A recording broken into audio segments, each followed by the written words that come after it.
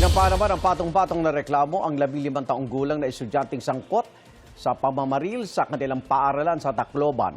Ang 14 na taong gulang na kasama niya isa sa ilalim naman sa intervention program.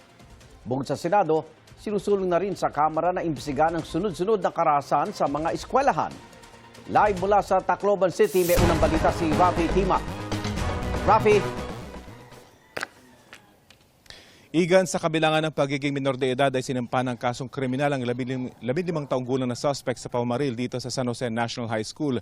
Dahil nakasaad sa batas, kahit minor de edad, basta nasa 15 taong gulang pataas, ay kung may tinatawag na discernment, ang isang tinaguriang child in conflict with the law ay pwede pa rin siyang kasuhan. Nasampahan na ng Tacloban Police ng reklamo ang 15 anyos si alias Rod dahil sa pamamaril sa San Jose National High School sa Tacloban City noong Lunes. Si alias Rod na may hawak na kalibre 38 baril, mahaharap sa 3 counts of murder, frustrated murder at multiple counts ng serious physical injury. Ayon sa PNP, natukoy na may discernment ang minor de edad o alam niya ang kanyang ginagawa. It was established that he acted with discernment at nagkaroon po ng certification yung CSWD. May tools sila in measuring the level of discernment ng mga involved po. Sa ilalim ng Republic Act 9344 o Juvenile Justice and Welfare Act, walang kriminal na pananagutan ang 14 anyos na si alias Nash. Pero sasailalim pa rin siya sa intervention program na tatagal ng ilang taon. Lumabas na po ang result ng paraffin test and which yielded positive result sa right hand ng both CACL. And then, yung result ng examination ng firearm for presence of gunpowder nitrate sa lumabas na din po na positive. Pagtitiyak naman ni DSWD Secretary Rex Gatchalian, mahigpit ang pagbabantay ng kawani sa 2 minor na edad na nasa kanilang kustodiya. Pakaisipin ng mga nanonood na halo-halo kasama ng mga nabiktima, yung mga naabuso na mga bata, iba yan. Marami tayong pasilidad na ang bandato, iba-iba. Dagdag pa ng DSWD, hindi lang tulong pinansyal ang ibibigay nila sa mga namatayan at nasugatan sa krimen. Tututukan din daw ng ahensya ang mental health ng lahat na naapektuhan ng krimen, mga estudyante, kawani ng eskwelahan at mga magulang. Hindi ito ang una at huli. Matagal maghilom yung ganitong sugat. Matagal mawala yung shock, matagal mawala yung trauma. So, etong mga sessions na to, kumbaga, is to decompress muna. Gaya ni Teacher Evita, na kasama sa mga sasailalim sa psychological first aid, aminado siya na matindi pa rin ang trauma, lalo na't 2 sa 3 nasawi ang kanyang estudyante. Pati na rin si alias Nash. Dahil sa krimen, hindi pa raw niya kayang pumasok sa kanilang classroom kung saan nakunan sa video ang mga pangyayari. Papalapit na dun sa room, nakakaramdam ako ng parang nagnanamb yung buong katawan ko. Nung papalapit na ako, hindi ko na kinaya, nag-breakdown, tapos nag-faint na ako. Dahil din sa pagod at trauma, bunsod ng nangyari kaya nahimatay ang prinsipal ng eskwelahan sa gitna ng pagbisita ni Deputy Secretary Sunny Angara.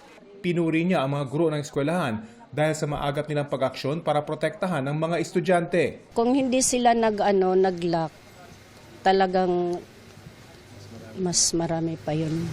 Para po sa estudyante, kakayanin. Ang estudyanteng si RJ, pinupuri rin ng mga guro at kapwa-estudyante dahil sa kabayanihan niya para iligtas sa mga kaklase. May kinukuha ko ng may mga sugat sa dibdib, pinasakay namin sa motor. Pagka sakay sa motor, anong ginawa mo? Bumalik pa ulit. Tapos, sino ang pangalawa mo? Opo. Pangalawa, yung 3 babae na. Mga babae na kinuha ko dun, tapos pinunta ko sa labas. Tapos yung last, hindi siya na nakakapaglakad, binitbit ko na lang palabas. Kaklase niya ang 2 sa mga namatay sa insidente, pati ang 14 anyos na namaril. Nagkatinginan din daw sila ng kaklaseng sa maril, habang inililigtas niya ang isang kaklase. Nagkatinginan kami sa mata. So nung nagkatinginan kayo sa mata, anong sunod mo ginawa mo? Wala, yun na yung kinuha ko yung lalaki na tamaan sa dibdib. Babalik pa raw sana siya sa ikalimang pagkakataon pero pinasakay na siya sa ambulansya nang makitang puno ng dugo ang kanyang t-shirt. Hindi kalayuan sa eskwelahan ang komunidad kung saan naninirahan si alias Nash. Wala sa kanilang bahay ang ama't ina ng binatilyo pero nadat na ng GMA News ang kanyang tita. Ayon sa kanya, hindi okay ang pamilya nila ngayon. Kamusta mamang family ngayon? Family side niyo, ma'am? Opo. Ang kanilang mga kapitbahay, nagulat daw ng mapanood sa TV na sangkot ang binatilyo sa pamamaril. Ito pa ba sila? Yung magulang mo. Steve. Ano ba po? Andiyan pa po sila nakatayo. Nakikihalubilo ba? Paglaro yan dati dito. Hindi talaga namin akalain na magagawa Maging ang grade 10 student na ito, nakapitbahay din ng Samaril. Di raw makapaniwalang nang makita niya ng harapan na ang namamaril sa kanilang eskwelahan ay ang kanyang kababata. Nagtuturo na sa amin yung second subject namin. Doon na nagsimula. Tapos susunod-sunod na po yung putok. Doon na po kami na mayroon na po sumabi na may baril. Kaya nagsitago na kami dun sa loob ng klaseng namin. Kwento ng isa pa sa mga kababata niya, madaling mapikon ang binatilyo. Meron nga siyang kalaro, tapos kumuha siyang bato. Tinapon niya yung bato. Tumugo yung ulo. Madaling ito. Gulat ka? Nagulat ako kasi nakilala ko po siya. Tapos nagadito lang po. Nasa kabilang barangay naman ang bahay ng 15 anyos na sangkot sa pamamaril. Naroon ang kanyang ama't ina, pero mailap din sila sa kamera. Pasensya po sir, hindi po muna ka makakapagbigay ng sa inyo ngayon dahil ang abogado namin, wag lang daw po muna kami magpa-interview. Meron lang ho kayong mensahe sa publiko, sir. Yun lang ho. Wala pa muna sir. Pasensya muna sir. Ayon kay Interior Secretary John Vic Rimulya, tinitingnan ngayon sa investigasyon ang posibleng pananagutan ng mga magulang at tiyahin ng mga bata kung bakit sila nagkaroon ng access sa baril. Lumalabas sa investigasyon ng PNP na may kaparehong serial number ang revolver na ginamit ng isa sa mga minor de edad. It was traced through the serial number. It was traced to a security agency in Cebu. And according to report and when they were asked the actual presence and or actual kung nasan yung barrel, it was traced in another province, but not in Tacloban, in Bohol.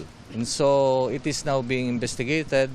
Kinumpirma naman ng Regional Civil Service Unit sa Central Visayas na ang serial number ng nasabing baril ay pagmamay-ari ng isang security agency na nakabase sa Cebu City. Sa ngayon, hawak na ng Regional Field Unit ng Forensic Group sa Bohol ang baril. Inaalam din daw nila kung alin sa dalawang baril ang ginaya o ginalaw ang serial number. We conducted the post-to-post inspection to verify, and start na rin yung ating motu proprio investigation. Posible doon na kinopya or di natin alam kung naiwala niya ba yung baril doon, then sa takot siguro na sila, penalize yung doon, may-ari, or kinopya niya yung baril.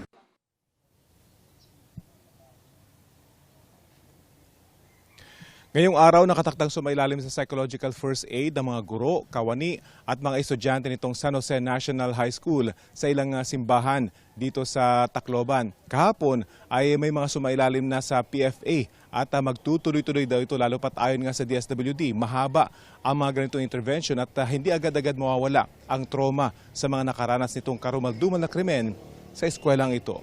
Yan ang latest mula pa rin dito sa Tacloban. Ito ang unang balita. Rafi Tima, GMA News.